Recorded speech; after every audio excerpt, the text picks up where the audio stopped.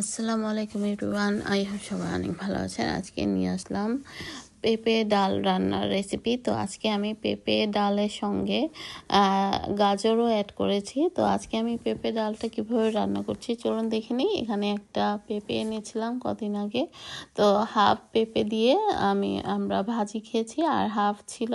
তো ভাবলাম যে আজকে একটু অন্য রেসিপি করি, তো আজকে ডাল দিয়ে রান্না করব। তো প্রথমে একটা হাঁড়িতে তেল দিয়ে দিয়েছি পেঁয়াজ কুচি, দিলাম সঙ্গে টমেটো কুচি এবং সামান্য একটু আদা রসুন পেস্ট, সামান্য একটু লবণ দিয়ে এটাকে কষিয়ে নিয়ে একটু পানিও অ্যাড করলাম। আর এই তো মশলাটা যতক্ষণ না নরম হয়ে আসছে ততক্ষণ এটাকে আমি সিদ্ধ করে নেব।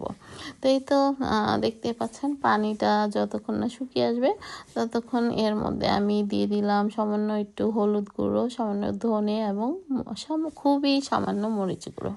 তো আপনারা চাইলে হলুদ এবং মরিচ এবং ধনে গুঁড়োটা স্কিপ করতে পারেন, তবে দিলে কিন্তু ভালোই লাগে খেতে।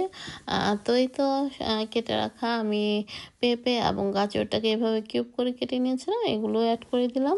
তো একসাথেই ভুনা হয়ে যাবে।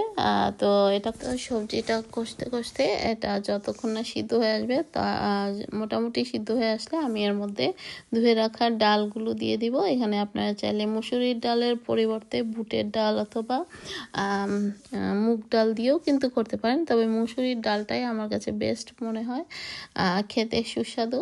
তো এই তো সামান্য একটু পানিও অ্যাড করে দিলাম, কারণ নিচে তলায় লেগে যেতে পারে।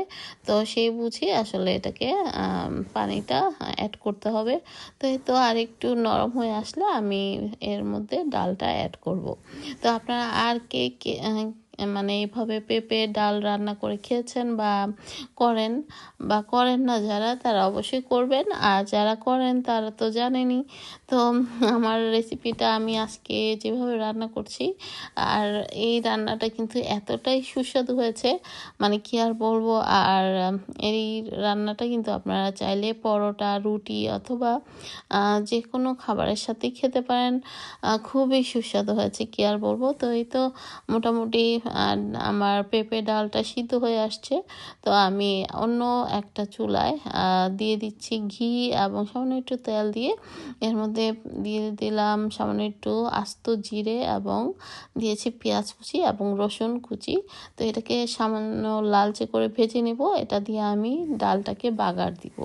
আর এটা খেতে এতটাই সুস্বাদু আর সুঘ্রাণ হয়েছে, আর সঙ্গে আমি কাঁচামরিচ এবং ধনেপাতাও অ্যাড করেছি। তো এই তো দেখতে পেলেন আমার সুস্বাদু ডাল রান্না, মানে পেঁপে ডাল। তো আজ এ পর্যন্তই, আল্লাহ হাফেজ।